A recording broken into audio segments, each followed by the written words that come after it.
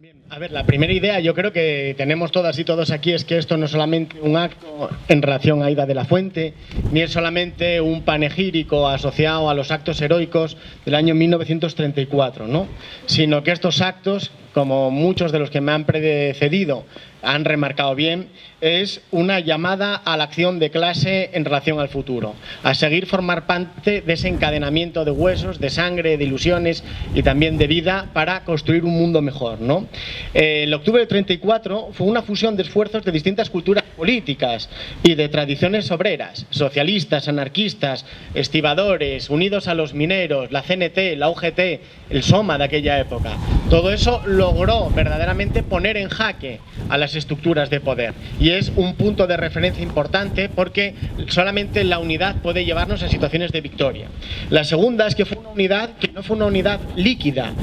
o una unidad coyuntural o una unidad de siglas para un objetivo muy a corto plazo, sino una unidad sólida y solvente que tenía bien clara y delimitada una frontera, que era la conquista del poder, el asalto a los cielos por parte de la clase trabajadora, no solamente como un freno ante un modelo fascistoide, integrista en lo cultural y en manos de la Iglesia y liberal en lo económico, sino también para intentar recomponer ese paraíso en la tierra en donde hubiera jornadas laborales humanizadas, donde no hubiera explotación infantil, donde la mujer pudiera cobrar lo mismo que el paisano y en donde hubiera educación y sanidad, ¿no? Entonces, esa ilusión de crear un mundo basado en la ciencia, en la educación pública, donde hubiera vivienda, donde hubiera jornadas laborales lógicas, fue lo que unió en gran medida y que hizo que esa revolución fuera una revolución que contaba con la inmensa mayoría del apoyo de las masas, ¿no? Hoy en día, gracias a sus esfuerzos, todos vivimos mejor. Tenemos más esperanza de vida en aquella época y eso ha sido gracias a esa acumulación histórica de luchas,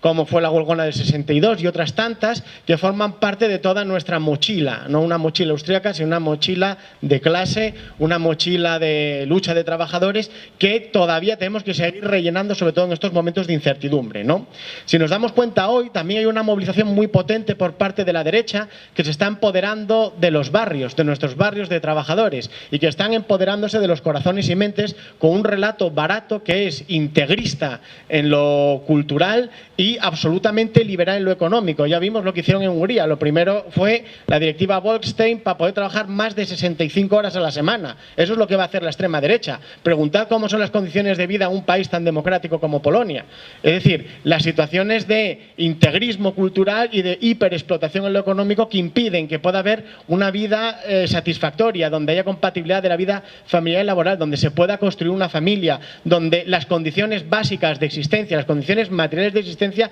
están en entredicho y donde no crecen, lo único que crece en ese modelo es los dividendos de las grandes empresas, ¿no? Entonces, en ese marco, que es una especie de gilismo al que nos quieren llevar, pero sin gil, y un gilismo 2.0, las fuerzas de progreso tenemos que intentar tirar de dos armas muy importantes que también se mencionaron aquí. Uno, los partidos frente a modelos líquidos. Otra cuestión son las grandes alianzas, las grandes movilizaciones, etcétera. Pero se necesitan partidos. Y segundo, se necesita relatos sólidos, se necesita un programa sólido. Como decía Julián Guita, programa. Y ese modelo, ese programa no puede quedarse en los espacios periféricos, en los espacios solamente de los derechos culturales o de los derechos sexuales, sino que se tiene que dedicar a intentar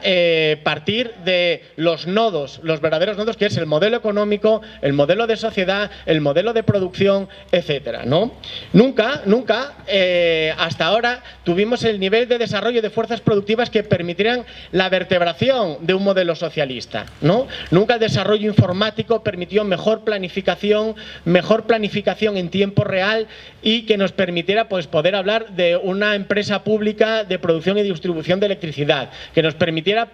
hablar de un Amazon socialista, de una estructura productiva como la industria del metal de Asturias, donde hubiera un control democrático y una participación del Estado también en la economía, para poder afianzar al territorio la producción y evitar situaciones como las que tuvimos que ver con Alcoa, ¿no? Es decir, todo eso es lo que nos hace más necesarios hoy que nunca y es fundamental que nos unamos, que creemos proyecto concreto, proyecto sólido, proyecto entre partidos, construir alianzas alianza, pero necesitamos una alianza sólida porque nunca hubo tanta representatividad institucional y nunca ha habido tanta resaca y tanto desencanto como el que estamos en estas circunstancias. Tenemos que volver a reconquistar nuestros espacios, no podemos dejar ese espacio a la derecha, no podemos dejar que España se convierta también en Italia, y en ese sentido necesitamos todas y todos poner una vez más en el centro de la agenda la necesidad de construir ese paraíso en la tierra, ¿no? Un paraíso en la tierra que es la negación del modelo económico y social que plantea esta gente, que plantea Vox y que plantea el Partido Popular. De trabajadores hipotecados, de trabajadores frustrados que no tienen tiempo para poder leer, ni viajar, ni dinero, donde van a tener casas frías y con una educación completamente deshumanizada y una sanidad posiblemente bajo mínimos. Nosotros somos los partisanos del paraíso terrenal y los defensores de la belleza, y eso nunca podemos olvidar, ese punto de vista donde la ética, la estética y también la épica de la lucha de clases del pasado tiene que marcar la brújula y anotar un futuro lleno de opciones, porque a verlas haylas, y no estamos hablando de megas, estamos hablando de materialismo. Muchas gracias a todas y a todos.